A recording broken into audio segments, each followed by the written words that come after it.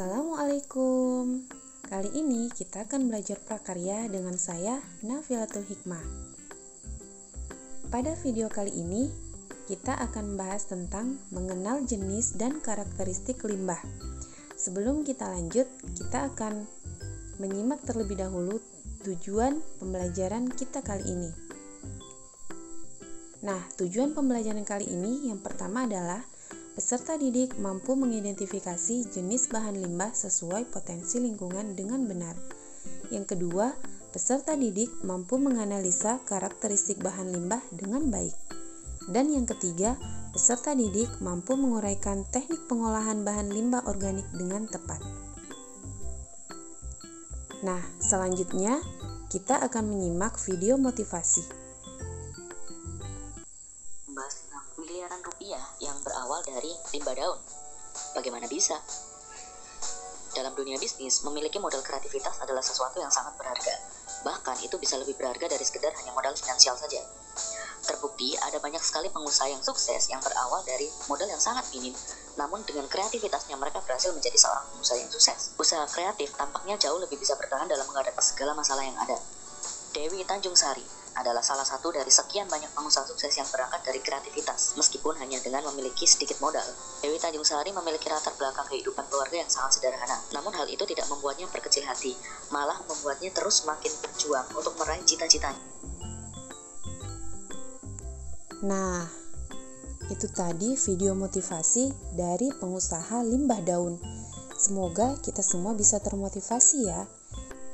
Selanjutnya kita akan membahas mengenai materi limbah. Nah, yang pertama adalah pengertian limbah. Limbah atau sampah adalah suatu bahan yang terbuang atau dibuang dari hasil kegiatan manusia maupun proses alam yang belum memiliki nilai ekonomis.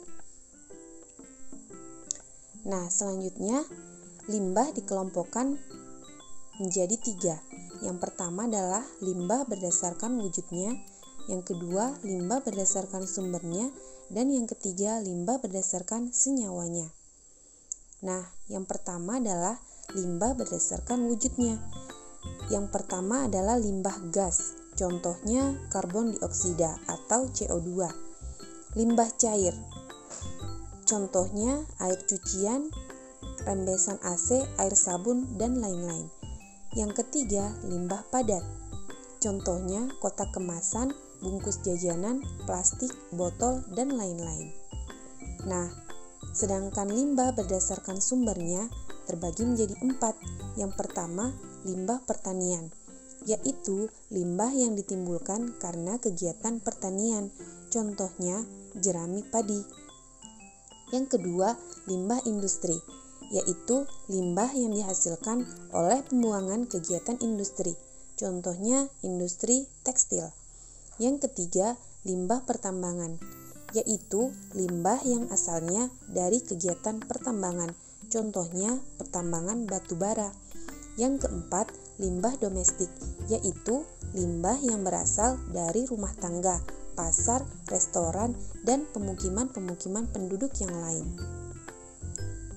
Nah, selanjutnya limbah berdasarkan senyawanya terbagi menjadi 2. Yang pertama adalah limbah organik, yaitu sisa bahan atau sampah yang dapat didaur ulang dan berasal dari sumber daya alam daratan maupun lautan dan mudah terurai. Yang kedua, limbah anorganik, yaitu limbah yang sangat sulit atau bahkan tidak bisa untuk diuraikan atau tidak bisa membusuk. Nah, selanjutnya limbah berdasarkan jenisnya terbagi menjadi 2, yaitu limbah organik basah dan limbah organik kering.